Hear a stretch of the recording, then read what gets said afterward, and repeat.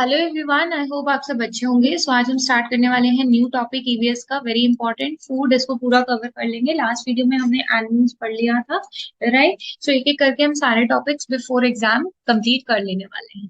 So start करते हैं आपके फूड हैबिट्स का। ये मैंने सबसे पहले इसलिए स्लाइड रख दिया क्योंकि ये बहुत बार पेपर में आ चुका है क्वेश्चन। ठीक है, कौन से एरिया का कौन सा फेमस फूड है, कैसा कल्चर है। तो हांगकांग में ना लिंग फू फेन यानी स्नेक का मीट खाया जाता है। कश्मीर में मछली को मस्टर्ड ऑयल में सरसों के तेल में पका के खाया जाता है। गोवा में फिश को कोकोनट ऑयल में पका के खाया जाता है। केरला में बेसिकली टेपियोका एंड करी उनकी फेमस डिश है, जो कि अगेन कोकोनट ऑयल में बनती है। कोस्टल एरिया में हर चीज बेसिकली आपकी कोकोनट ऑयल में ही बनेगी। अहमदाबाद का आपको पता ही है, ढोकला, लेमन राइस, मिठाई।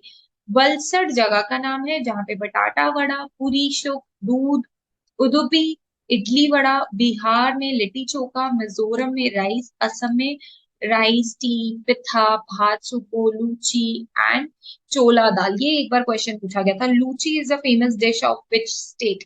ठीक है, तो इसको ध्यान में रखिएगा, इसका आप स्क्रीनशॉट भी ले सकते हैं। अब बात करते हैं हम मेजर फूड पे। हमारी डाइट में हमें दो टाइप के न्यूट्रिएंट्स चाहिए, मैक्रो और माइक्रो। मैक्रो मतलब जो ज्यादा अमाउंट में चाहिए, माइक्रो मतलब जो कम अमाउंट में चाहिए। मैक्रो जैसे carbohydrates, fats and proteins. Micro minerals and vitamins. अब बात करते हैं मैक्रो की। ठीक है, अब कार्बोहाइड्रेट्स दो फॉर्म में मिलता है जी आपको। एक स्टार्च फॉर्म में मिल जाएगा आपको। ठीक है, अब ये जो स्टार्च है, अगर हम कॉमन सोर्सेज बात करें, आपको जिससे भी आटा बन रहा है, व्हीट हो गया, राइस हो गया, मेज हो गया।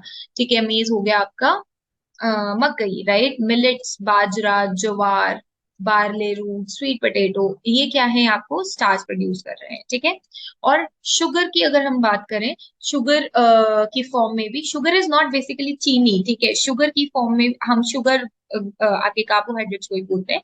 ठीक है, जैसे ग्लूकोज जो है, आपको लगता है या चढ़ता है जब आप बीमार होते हैं, जब आप इतनी एबिलिटी में नहीं होते हैं कि आप कुछ खाएं और आपकी बॉडी डाइजेस्ट करे, तो आपको ग्लूकोज की ड्रिप मिलती है। तो वो क्या है, वो शुगर है। और वो बहुत ही जल्दी डाइजेस्ट हो जाता है, बॉडी के अंदर एब्जॉर्ब हो जाता है, वो आपको इन सब से मिलता है। तो बेसिकली डेली नीड की बात करें तो 400 से 500 ग्राम हमारी बॉडी को कार्बोहाइड्रेट्स चाहिए। ठीक है, तो ये ध्यान में रखिएगा। नेक्स्ट है फैट्स। कार्बोहाइड्रेट्स और फैट्स दोनों को ही एनर्जी गिविंग फूड बोलते हैं, इसे पे ध्यान में रखिएगा, राइट। अब ये एक तरीके का सोर्स ऑफ एनर्जी है, आपके सेल्स और टिश्यूज को बनाने में हेल्प करता है। फैट्स हेल्प करता है ADE के विटामिन को एब्जॉर्ब करने में। एक फैक्ट आपको जल्दी से बता देती हूँ, जैसे आप कोई भी ऐसा फूड ले रहे हैं जिसमें विटामिन ए है, जैसे कैरेट खा रहे हैं, तो गाजर की सब्जी बना रहे हैं, तो गाजर की सब्जी बनाते हुए हम ऑयल डालते हैं। तो जब हम कोई भी ऐसी चीज जिसमें विटामिन A, D, E या के है, ठीक है, यहाँ कॉमा आएगा, उसमें ऑयल डाल देते हैं ना, चाहे उसमें उसका सैलेड ही क्यों नहीं खा रहे हो, तो उससे उसका एब्जॉर्प्शन जल्दी हो जाता है। ठीक है, तो ये ध्यान रखिएगा। फैट्स विटामिन डी के सिंथेसिस के लिए भी हेल्प करता है। स्टीरॉयड है, एक तरीके का स्टीरॉयड हार्मोन है। फैट्स हमारी बॉडी में स्टोर होता है इंसुलेटर की तरह। तो आप देखते हो जो लोग हेल्दी होते हैं या थोड़े हैवी होते हैं, वेट होता है उनको, ठंड कम लगती है। क्यों लगती है, क्योंकि उनकी बॉडी पे फैट की लेयर होती है जो कि उन्हें एक इंसुलेटर का काम करती है। प्रोटीन्स बहुत इंपॉर्टेंट है, इन्हें बॉडी बिल्डिंग फूड भी बोला जाता है। ये आपकी बॉडी और मसल्स के लिए इंपॉर्टेंट है, ग्रो कराने के लिए इंपॉर्टेंट है। दूध, दही, डेयरी प्रोडक्ट सारे प्रोटीन्स में आते हैं। विटामिन की एक छोटी सी शॉर्ट्स वीडियो डाली है, वो आप जाके चेक कर लीजिएगा ताकि आप इन सबको क्विकली लर्न कर पाए। ठीक है, तो जो विटामिन है वो विटामिन एंड मिनरल को प्रोटेक्टिव फूड बोलते हैं। विटामिन B1 जिसे थायमीन भी बोला जाता है, ठीक है, वो आपके एपेटाइट को, भूख को बढ़ाता है, नर्व्स और मसल्स को अच्छा रखता है। B2 राइबोफ्लेविन कार्बोहाइड्रेट्स और प्रोटीन के मेटाबॉलिज्म को अच्छा करता है, स्किन को हेल्दी रखता है।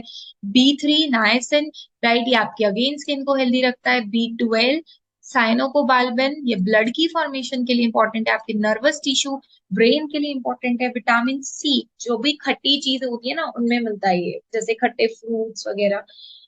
आपके मसूड़ों को, आपके टीथ को कहीं भी कट लग गया उसको ठीक करने में हेल्प करता है। विटामिन A रेटिनॉल आपकी विजन को, आपकी आईसाइट को अच्छा रखेगा, आपकी स्किन की हेल्थ को अच्छा रखेगा, आपकी विजुअल पिगमेंट आपकी आंखों की रोशनी को बढ़ाएगा। विटामिन डी आपके बोन्स और टीथ को हेल्दी रखेगा, और विटामिन डी एक कैल्शियम और फॉस्फोरस को भी बहुत ही जल्दी एब्जॉर्ब करने में हेल्पफुल है। अब बात करते हैं मिनरल की, तो ऐसे ही मिनरल्स आयरन, कैल्शियम, फॉस्फोरस, ठीक है, ये याद रखिएगा। आयरन जो रहता है उसमें बेसिकली ये हीमोग्लोबिन को पूरा कर देता है। तो आयरन की कमी से जो डिसीज होती है वो होती है अनीमिया, ठीक है जी।